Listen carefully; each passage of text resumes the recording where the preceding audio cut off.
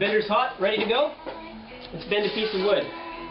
Today we're doing the cutaway half of Kirk's guitar. It's my own design, which is similar in size to an OM. The side itself has been sanded, thicknessed, cut the length, and cut the width. We're going to add a small amount of water to the inside of it. That's all we're going to use. In fact, we're going to take a little bit of that back off again.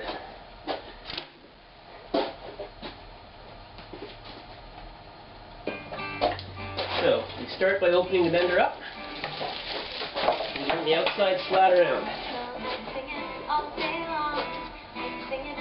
A piece of wood slides in here and sits down against my index point.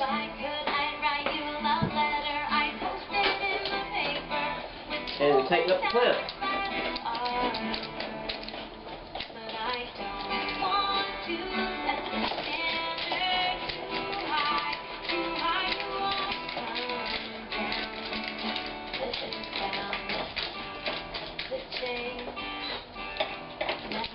Okay, wood's still moist inside. Put on one of my welding gloves so I don't burn myself. And one of my other metalworking gloves so I don't cut myself. Being that the metal is only 7/1000ths of an inch thick. So as I said, we'll start the bend by hand.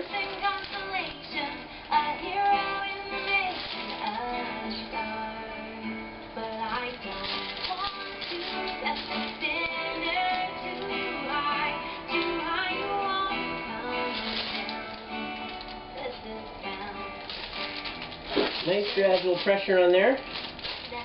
Once the wood gets a little bit plasticky, you can really feel the difference. And she cranks down quite easily. And that snaps into our first preload position.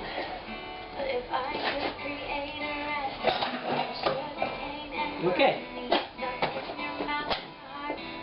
Next thing we're going to do is add the waist bend.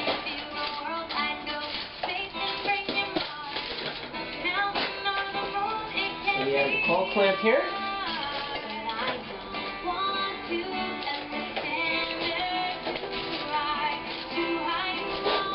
And here it's just a simple matter of cranking her down and holding it level.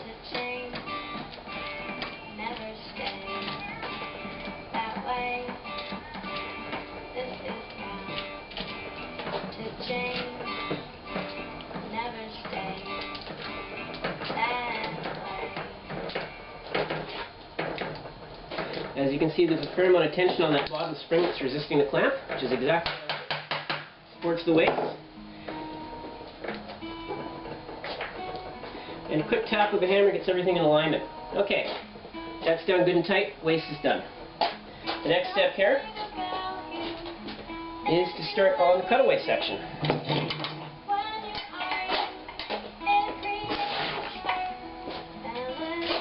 Inside the clamp in position.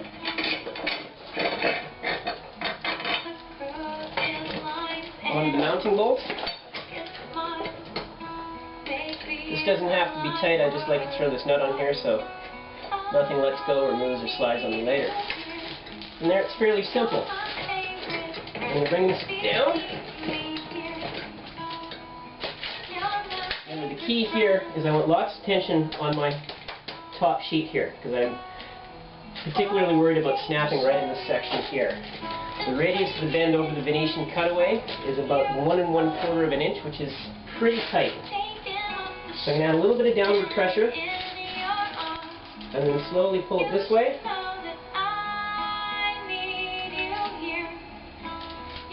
As I move it forward, I crank down a little bit too.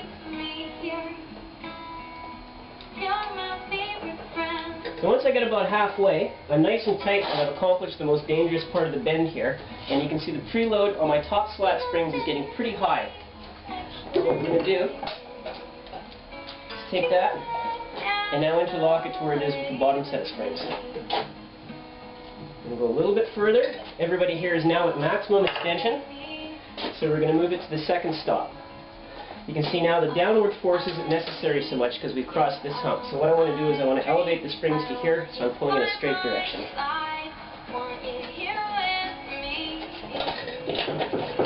So move that to there. That relaxes the springs enough to increase my travel to finish the cutaway.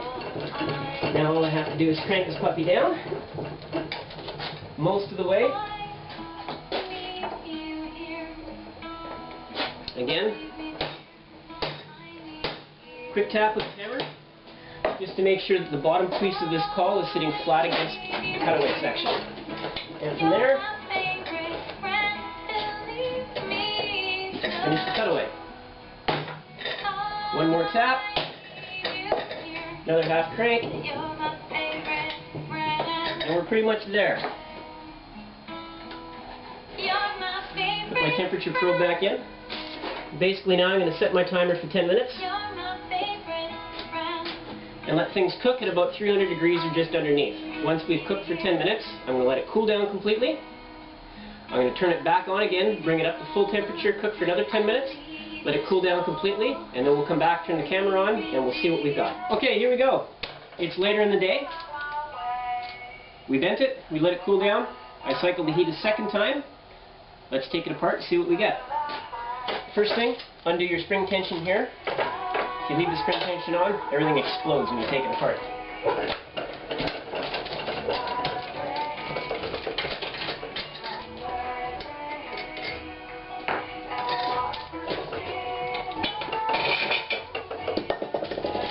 Pop off the cutaway crank first.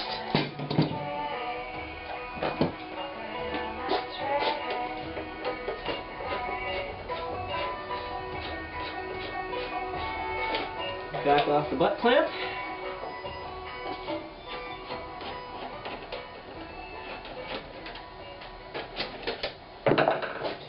And let's take off the waist crank.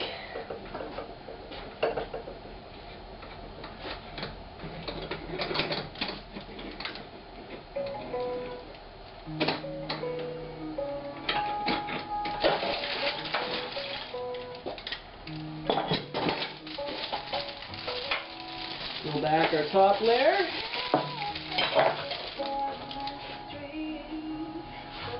And there we have it.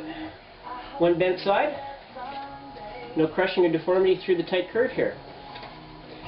This is my less extreme example of a cutaway.